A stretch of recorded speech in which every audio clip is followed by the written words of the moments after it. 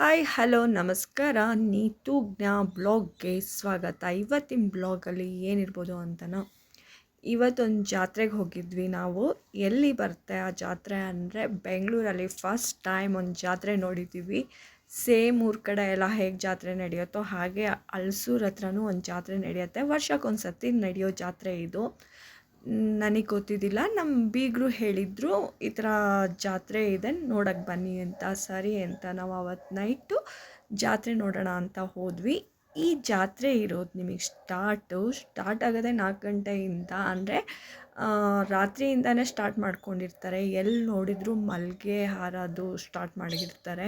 ಎಲ್ಲಿ ಯಾವ ದೇವಸ್ಥಾನಕ್ಕೆ ಹೋದ್ರೂ ನಿಮಗೆ ಮಲ್ಲಿಗೆ ಇದರಿಂದೇ ಸಿಗುತ್ತೆ. ಮಲ್ಲಿಗೆ ದಿಂಡಲ್ಲಿ ಗೋಪುರ ಅಂದರೆ ಕಳಸ ಗೋಪುರ ಆ ಥರ ಏನು ಮಾಡ್ತಾರೆ, ಉತ್ಸವ ಮೂರ್ತಿಗೆ ಏನು ಮಾಡ್ತಾರೋ ಅದು ಮಾಡಿರ್ತಾರೆ. ಹಾಗಾಗಿ ನೀವು ಎಲ್ಲೇ ನೋಡಿದರೂ ದೇವ್ರದ್ದು ತೇರಿರುತ್ತಲ್ವ, ಅದರಲ್ಲಿ ಮಲ್ಲಿಗೆ ಹೂವಿಂದೇ ಇರುತ್ತೆ. ಎಷ್ಟು ಚೆನ್ನಾಗಿರುತ್ತೆ ಅಂದರೆ ನೋಡೋಕ್ಕೆ ಖುಷಿ ಆಗುತ್ತೆ. ಹಾಗಂತ ನಾವು ಹೋಗಿದ್ದೆ ರಾತ್ರಿ 11 ಗಂಟೆಗೆ ಹೋದ್ವಿ.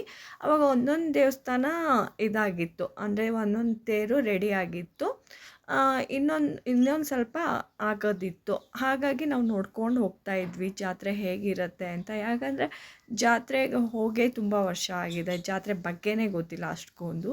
ಹಲಸೂರಲ್ಲೂ ನಡೆಯುತ್ತೆ ಅಂದಾಗ ಸರಿ ಹೇಗಿರುತ್ತೆ ನೋಡೋಣ ಅಂತ ಹೋದ್ವಿ ನಾವು. ಹೋಗಿದ ತಕ್ಷಣ ಅಲ್ಲಿ ನಾವು ಫಸ್ಟು ವೆಂಕಟೇಶ್ವರ ದೇವಸ್ಥಾನದಲ್ಲೂ ಅಲ್ಲೂ ಅಲಂಕಾರ ಮಾಡ್ತಾಯಿದ್ರು ತೇರಿಗೆ. ಹಾಗಾಗಿ ಅದು ನಮಗೊಂಥರ ಹೊಸದು, ಯಾಕಂದರೆ ಅದು ನೋಡೇ ಇಲ್ಲ ನಾವು. ಹಾಗಾಗಿ ನಮ್ಗೆ ಹೊಸದು ಇದು, ತುಂಬ ಚೆನ್ನಾಗಿತ್ತು. ಆಮೇಲೆ ಕೆಂಪಮ್ಮ ಅಂತ ದೇವ್ರು ಬರುತ್ತೆ ಅಲ್ಲಿ. ಕೆಂಪಮ್ಮಂದು ದೇವಸ್ಥಾನದಲ್ಲೂ ಉಪ್ಪು ಮೊಸರು ಹಾಕಿ ನೈವೇದ್ಯ ಕೊಟ್ಟಿದ್ದರು. ಅಲ್ಲಿ ತೇರಿಗಂತ ಅಲ್ಲೂ ರೆಡಿ ಮಾಡ್ತಾಯಿದ್ರು. ಇದು ಸ್ಟಾರ್ಟ್ ಆಗಿರೋದೇ 7 ಗಂಟೆಗೆಲ್ಲ ಸ್ಟಾರ್ಟ್ ಆಗಿರುತ್ತೆ ರಾತ್ರಿ. ಬೆಳಗಿನ ಜಾವ ಆ ರೋಡಿಗೆ ಬರೋಕ್ಕೆ 5 ಗಂಟೆ 4 ಗಂಟೆ ಆಗುತ್ತೆ. ಆವಾಗ ಒಂದೇ ಸಮ ದೇವ್ರು ಬರ್ತಂತೆ, ಲೈನಲ್ಲಿ ಒಂದು 40 ದೇವ್ರವರೆಗೂ ಬರುತ್ತಂತೆ. ತುಂಬ ಚೆನ್ನಾಗಿರುತ್ತೆ ನೋಡೋಕ್ಕೆ ಅಂತ ಹೇಳ್ತಾಯಿದ್ರು. ಹಾಗಾಗಿ ನಾವು ನೋಡೋಕ್ಕೆ ಹೋಗಿದ್ವಿ. ಹಾಗೆ ಹೋದಾಗ ನಮಗೆ ಫಸ್ಟ್ ಕೆಂಪಮ್ಮನ ದೇವಸ್ಥಾನವೂ ಸಿಕ್ತು, ಅಲ್ಲೂ ಹೋದ್ವಿ. ಆಮೇಲೆ ಒಂದು ತೇರು ಬರ್ತಾಯಿತ್ತು, ಯಾವ ದೇವರು ಅಂತ ನೋಡಿದಾಗ ಗಂಗಮ್ಮ ಅಂತೆ. ಆ ತೇರು ಕೂಡ ಆ ದೇವಸ್ಥಾನದಿಂದ ಬರ್ತಾಯಿತ್ತು. ಸೋಮೇಶ್ವರ ದೇವಸ್ಥಾನಕ್ಕೆ ಹೋಗೋಣ ಅಂತ ಹೇಳಿದರು. ಸರಿ ಸೋಮೇಶ್ವರ ದೇವಸ್ಥಾನಕ್ಕೆ ಹೋಗೋಣ ಅಂತ. ಈಶ್ವರದ ಅದು ತುಂಬ ಹಾಸನಲ್ಲ ಸಾರಿ, ಬೆಂಗಳೂರಲ್ಲೇ ದೊಡ್ಡ ದೇವಸ್ಥಾನ, ಅಂದರೆ ಬೆಂಗಳೂರಲ್ಲೇ ದೊಡ್ಡ ದೇವಸ್ಥಾನ ಅನ್ನೋದಕ್ಕಿಂತ ತುಂಬ ಹಳೆಯ ದೇವಸ್ಥಾನ ಅಂತ ಇದು. ಇಲ್ಲಿ ಯಾವಾಗಲೂ ವರ್ಷಕ್ಕೊಮ್ಮೆ ಜಾತ್ರೆ ನಡೆಯೋದು. ಆಮೇಲೆ ಇಲ್ಲಿ ನಿಮಗೆ ಪ್ರಸಾದಕ್ಕೆ ಹೇಳಲೇಬೇಡಿ, ಅಷ್ಟಕ್ಕೊಂದು ಜನ ಪ್ರಸಾದ ಹಂಚ್ತಾನೆ ಇರ್ತಾರೆ. ಅದ್ರ ಬಗ್ಗೆ ಮುಂದಿನ ಸತಿ ಹೋದಾಗ ಜಾತ್ರೆಗೆ ಹೋದಾಗ ಹೇಳ್ತೀನಿ ನಿಮಗೆ. ಹಾಗೆ ಏನು ಮಾಡಿದ್ವಿ, ಈ ತೇರು ನೋಡ್ಕೊಂಡು ಒಳಗೆ ಹೋದ್ವಿ, ಅಂದರೆ ಸೋಮೇಶ್ವರ ದೇವಸ್ಥಾನದೊಳಗೆ ಹೋದ್ವಿ. ಅಲ್ಲೂ ಕೂಡ ಏನು ಮಾಡ್ತಾಯಿದ್ರು ಅಂದರೆ ದೇವಸ್ಥಾನದ್ದು ಇದಕ್ಕೆ ರೆಡಿ ಮಾಡ್ಕೊಳ್ತಾಯಿದ್ರು. ಜಾತ್ರೆ ಅಂದರೆ ಬೆಳಗ್ಗೆಯಿಂದ 4 ಗಂಟೆಯಿಂದ 5 ಗಂಟೆಗೆ ಸ್ಟಾರ್ಟ್ ಆಗುತ್ತಲ್ವ, ಅದಕ್ಕೆಲ್ಲ ರೆಡಿ ಮಾಡ್ಕೊಳ್ತಿದ್ರು. ನಾವು ಹಾಗೆ ನೋಡ್ಕೊಂಡು ನಿಂತ್ವಿ. ಎಷ್ಟು ಚೆನ್ನಾಗಿತ್ತು ಅಂದರೆ ಗಂಗಮ್ಮನ ದೇವರಿಗೂ ಅಲಂಕಾರ ಅಷ್ಟು ಚೆನ್ನಾಗಿ ಮಾಡಿದರು. ಎಲ್ಲ ಮಲ್ಲಿಗೆ ಮಗ್ಗು ನೋಡೋಕ್ಕೆ ಖುಷಿ ಆಗ್ತಾಯಿತ್ತು. ಆ ದೇವ್ರನ್ನ ರೆಡಿ ಮಾಡ್ಕೊಂಡು ಕರ್ಕೊಂಡು ಬರ್ತಿದ್ದಿದ್ದು. ಚಿಕ್ಕ ರೋಡಲ್ಲಿ ಕೂಡ ದೇವ್ರಿನ ತೇರು ಬರ್ತಾ ಇರತ್ತಂತೆ. ಎಲ್ಲ ದೇವಸ್ಥಾನದಲ್ಲೂ ಎಲ್ಲ ಅವ್ರವ್ರ ದೇವರಿಗೆ ಒಂದೊಂದು ಅಲಂಕಾರ ಮಾಡ್ಕೊಂಡು ತೊಗೊಂಡು ಬರ್ತಾರೆ. Main road side police circle ಇದೆ ಅಲ್ಲಿ, ಆ ಸರ್ಕಲಿಗೆ ಕರ್ಕೊಂಬರ್ತಾರೆ. ಕೆಂಪಮ್ಮನ ದೇವಸ್ಥಾನದ ಹತ್ರ ಪೊಲೀಸ್ ಸರ್ಕಲ್ ಇದೆ, ಆ ಸರ್ಕಲಿಗೆ ಕರ್ಕೊಂಬರ್ತಾರೆ ದೇವರಿಗೆ.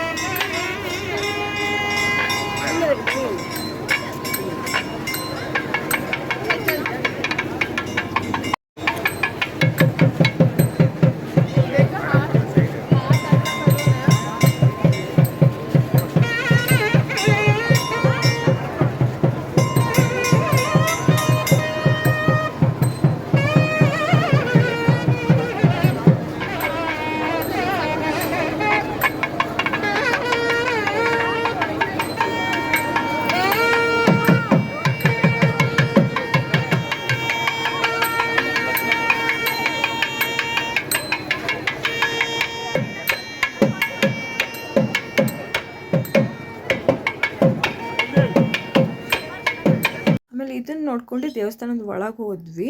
ನಿಮಗೆ ಅಲ್ಲೂ ಕೂಡ ಅಲಂಕಾರಕ್ಕೆ ರೆಡಿ ಮಾಡ್ಕೊಳ್ತಾಯಿದ್ರು. ಫುಲ್ ಹೂವೆಲ್ಲ ಜೋಡಿಸಿ ಅದಕ್ಕೆ ಏನೇನು ಹಾಕ್ಕೊಂಡು ಬರಬೇಕು ಅದೆಲ್ಲ ಹಾಕ್ತಾಯಿದ್ರು. ಹಾಗಾಗಿ ಹೇಳಿದ್ದು ನಿಮಗೆ 4 ಗಂಟೆ ಬೆಳಗಿನ ಜಾವ ಶುರು ಆದರೆ ನೆಕ್ಸ್ಟ್ ಡೇ 12 ಗಂಟೆವರೆಗೂ 1 ಗಂಟೆವರೆಗೂ ಇರುತ್ತಂತೆ. ಮತ್ತು ಏನಾಗುತ್ತೆ, ಆ ದೇವಸ್ಥಾನ ಯಾವ ದೇವಸ್ಥಾನದಿಂದ ತೇರು ಬಂದಿರುತ್ತೋ ಅಲ್ಲಲ್ಲೇ ತೊಗೊಂಡು ಹೋಗಿ ಮತ್ತು ಆ ದೇವ್ರನ್ನ ಅಲ್ಲಲ್ಲೇ ಇಡ್ತಾರೆ. ಉತ್ಸವ ಮೂರ್ತಿನ ಇಟ್ಬಿಟ್ಟು ಬರ್ತಾರೆ. ಆದರೆ ಇಲ್ಲಿ ಇನ್ನೊಂದು ವಿಶೇಷ ಇದೆ. ಏನು ಅಂದರೆ, ಒಂದು ದೇವಸ್ಥಾನದಿಂದ ಉತ್ಸವ ಮೂರ್ತಿ ಹೊರಟಾಗ ಏನು ಮಾಡ್ತಾರೆ ಅಂದರೆ, ಆ ದೇವ್ರನ್ನ ಕರ್ಪೂರದ ಆರತಿ ಮಾಡಿಬಿಟ್ಟು ಕುಂಬಳಕಾಯಿ ಇದೆಯಲ್ವ ಹೊಡೆದ್ಬಿಟ್ಟು ದೇವಸ್ಥಾನ ಬಾಗಿಲು ಮುಚ್ಚಿಬಿಟ್ಟು ತೇರಿಗೆ ಕರ್ಕೊಂಡು ಹೋಗೋದಂತೆ. ಹಾಗಾಗಿ ಒಂದು 2-3 ದೇವಸ್ಥಾನ ನೋಡಿದ್ವಿ ನಾವು. ಅದು ಕೂಡ ದೇವಸ್ಥಾನ ಮುಚ್ಚಿ ಕುಂಬಳಕಾಯಿ ಹೊಡೆದು ತೇರನ್ನ ತೊಗೊಂಡು ಹೋಗಿದ್ರು. ಮತ್ತು ನೆಕ್ಸ್ಟ್ ಡೇ ದೇವ್ರು ಕರ್ಕೊಂಬರ್ತಾರಲ್ವ ಉತ್ಸವ ಮೂರ್ತಿನ, ಮತ್ತು ಆವಾಗ ದೇವಸ್ಥಾನ ಓಪನ್ ಮಾಡ್ತಾರೆ ಅಂದ್ಕೊಳ್ತೀನಿ. ಹಾಗೆ ಒಟ್ಟಿನಲ್ಲಿ ದೇವಸ್ಥಾನ ಮುಚ್ಚಿಡ್ತಾರೆ. ಆ ತೇರು ಹೋದಾಗ ದೇವಸ್ಥಾನ ಒಂದೊಂದು ದೇವಸ್ಥಾನ ಮುಚ್ಚಿಡ್ತಾರೆ. ಒಂದೊಂದು ಬಗ್ಗೆ ಗೊತ್ತಿಲ್ಲ ನನಗೆ, ಯಾಕಂದರೆ ಅಷ್ಟು ನನಗೆ ಆ ದೇವಸ್ಥಾನದ ಬಗ್ಗೆ ಮಾಹಿತಿ ಇಲ್ಲ, ಯಾಕಂದರೆ ಫಸ್ಟ್ ಟೈಮ್ ನಾನು ಹೋಗಿದ್ದು. ಹಾಗೆ ಇಲ್ಲೂ ಕೂಡ ಉತ್ಸವ ಮೂರ್ತಿ ನೋಡಿ ರೆಡಿ ಮಾಡಿ ಇಟ್ಕೊಂಡಿದ್ದಾರೆ. ಈಶ್ವರ ದೇವಸ್ಥಾನದಲ್ಲಿ ಈಶ್ವರ ಪಾರ್ವತಿ ಎಲ್ಲ ಇತ್ತು. ಮೂರ್ತಿ ಉತ್ಸವ ಮೂರ್ತಿ ಅಂತಲೇ ಇರುತ್ತೆ, ಅದು ರೆಡಿ ಮಾಡ್ಕೊಂಡು ಇಟ್ಕೊಂಡಿದ್ರು. ನಾವು ಅಲ್ಲಿ ನೋಡ್ತಾ ಕೂತಿದ್ವಿ, ತೇರಿಗೆ ಹೇಗೆ ರೆಡಿ ಮಾಡ್ತಿದ್ರಲ್ವ ಅದೆಲ್ಲ ನೋಡ್ಕೊಂಡು ಕೂತಿದ್ವಿ, ಹೇಗೆ ರೆಡಿ ಮಾಡ್ತಾರೆ ಹೇಗಿರುತ್ತೆ ಅಂತ. ಹಾಗೆ ಅಕ್ಕ ಎಲ್ಲ ಬರಬೇಕಿತ್ತು, ಅವರಿಗೋಸ್ಕರನೂ ಕಾಯ್ತಾ ಇದ್ವಿ ನಾವು. ಕಾಯ್ಕೊಂಡು ಕೂತಾಗ ಈ ಥರ ಆ ದೇವಸ್ಥಾನದ ಬಗ್ಗೆ ನೋಡಿದಾಗ ನಾನು ಮೊದಲು ಒಂದು ಸರ್ತಿ ದೇವಸ್ಥಾನಕ್ಕೆ ಹೋಗಿದ್ದೆ. ಆವಾಗ ನೆನಪು ಬಂತು, ಇಲ್ಲೊಂದು ದೇವಸ್ಥಾನಕ್ಕೆ ನಾನು ಬಂದಿದ್ದೆ ಅಲ್ವಾ ಅಂತ. ಆಮೇಲೆ ಅವರು ಕೂಡ ಬಂದಾಗ ಅವ್ರ ಜೊತೆ ಮತ್ತೆ ನಾವು ಇನ್ನೂ ದೇವ್ರುಗಳಿಗೆ ನೋಡೋಕ್ಕಂತ ಹೊರಟ್ವಿ. ಯಾಕಂದರೆ ತುಂಬ ದೇವಸ್ಥಾನ ಇದೆ ಅಲ್ಲಿ, ತುಂಬ ದೇವಸ್ಥಾನ ಇದೆ ಅಲ್ವಾ, ಹಾಗಾಗಿ ಎಲ್ಲ ದೇವಸ್ಥಾನದ್ದು ದರ್ಶನ ಮಾಡೋಣ ಅಂತ ಹೊರಟ್ವಿ. ಆಮೇಲೆ ಇನ್ನು ರೋಡ್ ಸೈಡು ಕೂಡ ದೇವಸ್ಥಾನದ ಬರುತ್ತೆ, ಜಾತ್ರೆ ಅಲ್ವಾ, ರೋಡ್ ಸೈಡು ದೇವ್ರುಗಳು ಬರುತ್ತೆ, ಅದು ನೋಡೋಣ ಅಂತ. ಅಲ್ಲಿವರೆಗೂ ಇಲ್ಲಿ ತೇರು ನೋಡಬೇಕಾದ್ರೆ 3 ದೇವ್ರಿತ್ತು, ಅಂದರೆ ಉತ್ಸವ ಮೂರ್ತಿ 3 ಇತ್ತು. ಒಂದೊಂದಕ್ಕೂ ಒಂದೊಂದು ಥರ ಅಲಂಕಾರ ಅಲ್ಲಿ ಮಾಡ್ತಾಯಿದ್ರು. ಅಂದರೆ ಇಲ್ಲಿ ಈ ದೇವಸ್ಥಾನದಲ್ಲಿ ಸೋಮವಾರ ದಿನ ಊಟ ಕೂಡ ಇರುತ್ತಂತೆ. ಹಾಗಾಗಿ ತುಂಬ ಹಳೆ ದೇವಸ್ಥಾನ ಇರೋದ್ರಿಂದ ಸೋಮವಾರ ಅಂತೂ ತುಂಬ ರಶ್ ಇರುತ್ತಂತೆ. ಮತ್ತು ಶಿವರಾತ್ರಿ ದಿನ ಕೂಡ ತುಂಬ ರಶ್ ಇರುತ್ತಂತೆ. ಅಷ್ಟು ಫೇಮಸ್ ದೇವಸ್ಥಾನ ಇದು ಅಂತ ಹೇಳ್ತಾರೆ ಅಲ್ಲಿನ ಜನ. ಹಾಗೆ ನಮ್ಮ ಬೀಗರು ಕೂಡ ಹೇಳ್ತಾಯಿದ್ರು ಈ ದೇವಸ್ಥಾನದ ಬಗ್ಗೆ, ಈ ರೀತಿ ಇದೆ ಈ ದೇವಸ್ಥಾನ ಅಂತ ಹೇಳಿ. ನೋಡ್ಕೊಂಡು ಇಲ್ಲಿಂದ ಹೊರಟ್ವಿ.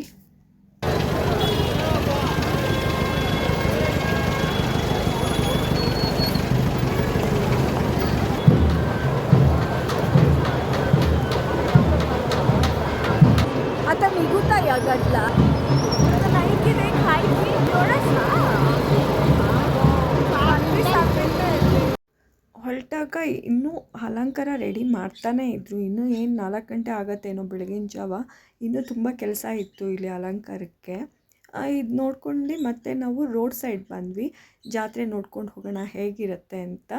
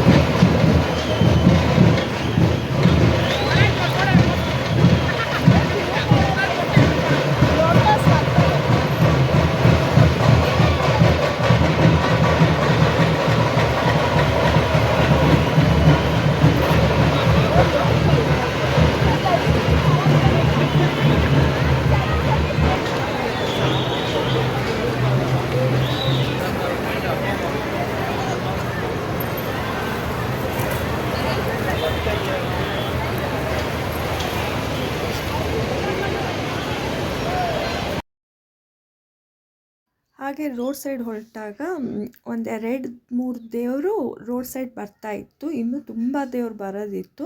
ಆವಾಗ ನಾವು ನೋಡಿದ್ದು ಚಿಕ್ಕ ಚಿಕ್ಕ ಪಾತ್ರೆ, ಅಂದರೆ ಮಕ್ಕಳು ಆಟ ಆಡೋಕ್ಕೆ. ಅದಕ್ಕೆ ನನ್ನ ಮಕ್ಕಳೆಲ್ಲ ಹೇಳ್ತಿದ್ರು, ಅಮ್ಮ ನಾನು ಚಿಕ್ಕವರಿದ್ರೇ ಚೆನ್ನಾಗಿರ್ತಿತ್ತು, ಎಷ್ಟು ಚೆನ್ನಾಗಿದೆ ಅಡುಗೆ ಪಾತ್ರೆ ಎಲ್ಲ, ಇದು ಚೆನ್ನಾಗಿದೆ ಆಡೋಕ್ಕೆ ಅಂತ ಹೇಳಿ ಇದು ಮಾಡ್ತಾಯಿದ್ರು. ಆಮೇಲೆ ಹಾಗೂ ಕೂಡ ಒಂದು ಏನದು ₹100 ₹50 ನೋಟ್ ಇಟ್ಟಿದ್ರು. ಸರಿ ಅದಕ್ಕೆ ಅಂದರೆ ನಾವು ರೌಂಡ್ ಒಂದು ಇದು ಕೊಟ್ಟಿರ್ತಾರೆ, ಇಲ್ಲಿ ಇದೆ ಅಲ್ವಾ ಈ ಥರ, ಅದರಲ್ಲಿ ನಾವು ಗುರಿ ಇಟ್ಕೊಂಡು ಯಾವ ನೋಟಿಗೆ ಹಾಕ್ತೀವೋ ಆ ನೋಟ್ ನಮಗೆ ಕೊಡ್ತಾರೆ. ನಿಜವಾಗ್ಲೂ ಆ ನೋಟ್ ನಮಗೆ ಬರೋಲ್ಲ, ಯಾಕಂದರೆ ₹1 ಬರೋಲ್ಲ. ನಾವು 2 ತೊಗೊಂಡ್ವಿ, ಹಾಗಾಗಿ ಬರೋಲ್ಲ ಅದು. ಆಮೇಲೆ ಇಲ್ಲಿಂದ ಟೋರನೋ ಏನೋ ಹೇಳ್ತಾರೆ ಇದಕ್ಕೆ, ಇದಾಡೋಣ ಅಂತ ಎಲ್ಲರೂ ಲೈನಲ್ಲಿ ನಿಂತ್ಕೊಂಡ್ರು. ಆವಾಗಲೇ ರಾತ್ರಿ 2 ಗಂಟೆ ಆಗೋಗಿತ್ತು.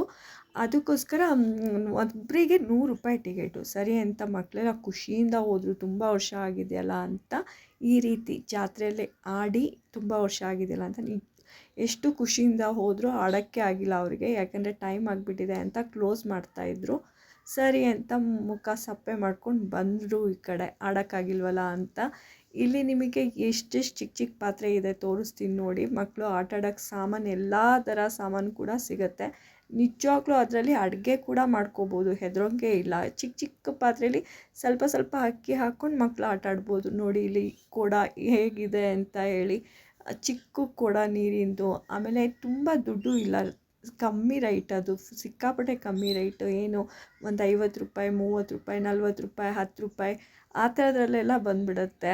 ಅಷ್ಟೇ ಇದ್ದಿದ್ದದು. ನಾವು ಕೇಳೋಕ್ಕೆ ಹೋಗಿಲ್ಲ, ನೋಡಿದ್ವಿ. ಯಾಕಂದರೆ ನಮ್ಮ ಮನೇಲಿ ಯಾರು ಚಿಕ್ಕ ಮಕ್ಕಳಿಲ್ವಲ್ಲ, ಹಾಗಾಗಿ ತೊಗೊಂಡಿಲ್ಲ. ಆದರೆ ನೋಡ್ತಾ ಇದ್ದರೆ ನನಗೆ ಖುಷಿ ಆಗ್ತಿತ್ತು, ತೊಗೋಬೇಕು ಅಂತ ಅನ್ನಿಸ್ತಿತ್ತು. ತೊಗೊಂಡು ಏನು ಮಾಡೋದು, ಅದಕ್ಕೆ ಬಿಟ್ಬಿಟ್ಟು ಬಂದ್ವಿ. ಆದರೆ ನಿಜವಾಗ್ಲೂ ತುಂಬ ಅಂದರೆ ತುಂಬ ಚೆನ್ನಾಗಿತ್ತು.